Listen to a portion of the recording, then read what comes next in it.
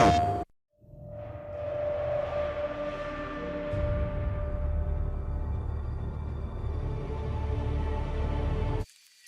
it ready? Yes.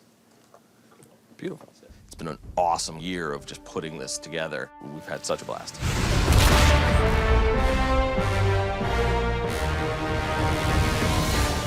The fact that I worked on Warhawk with Dylan before didn't specifically mean that any of the musical ideas were coming over, but I think it was important for us to have a shorthand. I mean, I think that's probably the best way to put it. He can say something like soaring and epic, and I know from Warhawk that what that means is probably French horns and high violins. The process of getting from point A to point B a lot of times has helped because that language barrier doesn't exist, because you can talk in musical terms and they get it. And because of that, it gets to be a fun trip. We finished recording some of the cues at Skywalker and everyone just looks at each other and just starts high-fiving. You don't have to say anything, it's just that mentality of, we want to make a game that we want to play. We want to make a game that we want to listen to. We want to make a score that we want to listen to.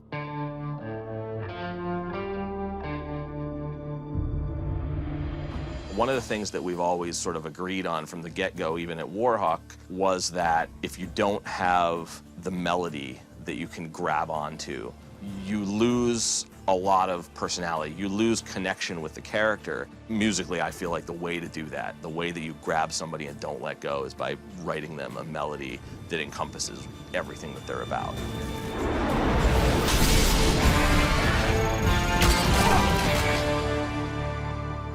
When I first saw Emmett was when I saw that picture that Dylan brought in, and the first thing that struck me was grit.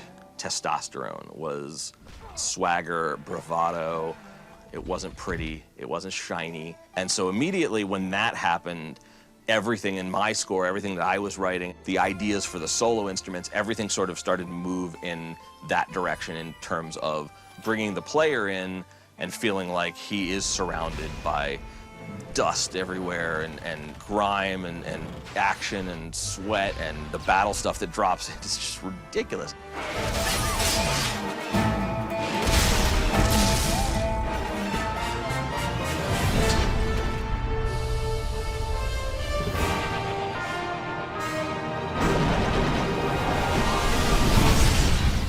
So because the characters are so, divergent, because there's so much mixture of styles when it comes to just the genre, I felt like we had a lot of license to be able to do things like combine Middle Eastern or Balkan vocals mixed with old world bluegrass dobro and harmonica, heavy metal style guitar stuff mixed with Chinese membrane flutes. And so my thought was, if you do a bunch of ethnic instruments that are from one area, the score sounds like it's from some place. But if you do instruments from everywhere, now it just sounds so different and unexpected and new. The player should feel like, yes, I've heard some of these sounds before, but never with each other, and so I feel like I'm in a completely new place. And it's not only this is a world that you've never seen before, we want it to be a world you've never heard before. But I still feel like I want to, kick ass.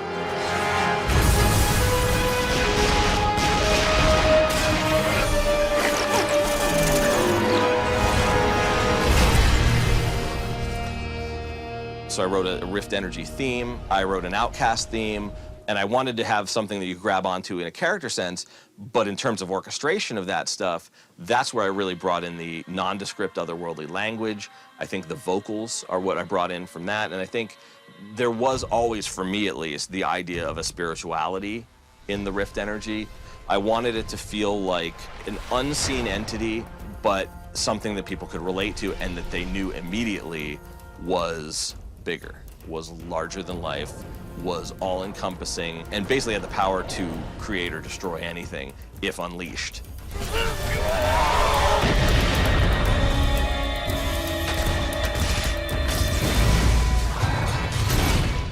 I'd like to think that some of the initial ideas that I came up with musically actually may have influenced some of the direction of the art, and vice versa. The great thing about a situation like this is I really feel like I was involved with creating the world with everybody else. And it was a real team kind of attitude. I treasure that because it allowed me to step outside of comfort zones, to try instruments that weren't necessarily as safe. And I personally think that this is going to be, probably one of the most unique and interesting scores of my career. And I'm really hoping that the people who play the game feel like, from a musical standpoint, this is really something new. This is somebody who took a chance.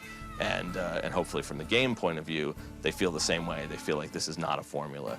This is not somebody trying to make a buck. These are people who made a game that they had to play, that they really wanted to be part of, and that's where we all came from.